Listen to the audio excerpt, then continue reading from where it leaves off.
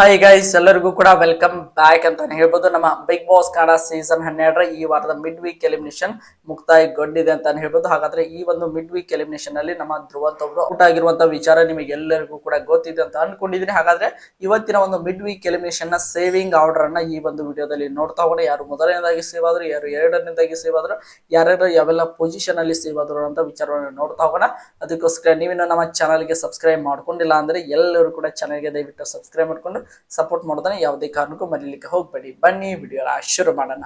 ಒಟ್ಟಾರೆಯಾಗಿ ನೋಡ್ತಾ ಹೋಗೋದಾದ್ರೆ 6 ಜನ ನಾಮಿನೇಷನ್ ಲಿಸ್ಟ್ ನಲ್ಲಿ ಇದ್ರು ಅಂತಾನೆ ಹೇಳ್ಬೋದು. ಅದರಲ್ಲಿ ನಮ್ಮ ಧ್ರುವಂತ್ ಅವರು ಔಟ್ ಆಗಿದ್ದಾರೆ ಅಂತಾನೆ ಹೇಳ್ಬೋದು. ಈಗ ಈ ಒಂದು ಮಿಡ್ ವೀಕ್ ಎಲಿಮಿನೇಷನ್ ಅಲ್ಲಿ ಮೊದಲನೇದಾಗಿ ಸೇವ್ ಆಗಿರುವಂತಹ ಸ್ಪರ್ಧೆ ನಮ್ಮ ಗಿಲ್ಲಿ ಅಂತಾನೆ ಹೇಳ್ಬೋದು. ನಮ್ಮ ಗಿಲ್ಲಿ ಅವರು ಇವತ್ತಿನ ಒಂದು ಮಿಡ್ ವೀಕ್ ಎಲಿಮಿನೇಷನ್ ಅಲ್ಲಿ ಮೊದಲನೇದಾಗಿ ಸೇವ್ ಆಗಿರುವಂತಹ ಸ್ಪರ್ಧೆ ಅಂತಾನೆ ಹೇಳ್ಬೋದು.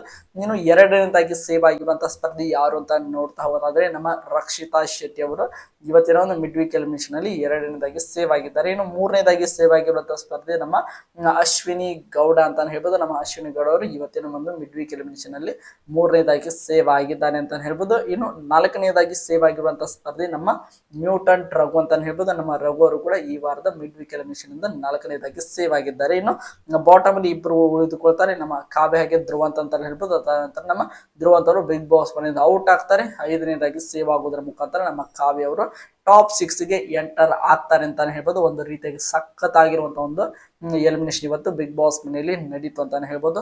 ನಿಮ್ಮ ಪ್ರಕಾರ ನಮ್ಮ ಧ್ರುವಂತ್ ಅವರು ಹೊರಗಡೆ ಹೋಗಿದ್ದು ಇಷ್ಟ ಆಯ್ತಾ ಇಲ್ವಾ ಎಂಬುದನ್ನ ನಿಮ್ಮ ಕಮೆಂಟ್ ಬಾಕ್ಸ್ ಅಲ್ಲಿ ಕಮೆಂಟ್ ಮಾಡಿ ಅಂತ ಹೇಳ್ತಾ ಈ ಒಂದು ವಿಡಿಯೋನ ಮುಗಿಸ್ತಾ ಇದ್ದೀನಿ. ಮತ್ತೆ ಮುಂದಿನ ವಿಡಿಯೋದೊಂದಿಗೆ ನಿಮ್ಮ ಜೊತೆಗೆ ಸಿಗ್ತೀನಿ ಅಂತ ಹೇಳ್ತಾ ಐ ಹೋಪ್ ಎಲ್ಲರಿಗೂ ಕೂಡ ಈ ಒಂದು ವಿಡಿಯೋ ಇಷ್ಟ ಆಗಿದ್ರೆ ಲೈಕ್ ಮಾಡಿ, ಶೇರ್ ಮಾಡಿ, ಹಾಗೆ ಸಬ್ಸ್ಕ್ರೈಬ್ ಮಾಡಿ. ಮತ್ತೆ ಮುಂದಿನ ವಿಡಿಯೋದಲ್ಲಿ ಸಿಗೋಣ.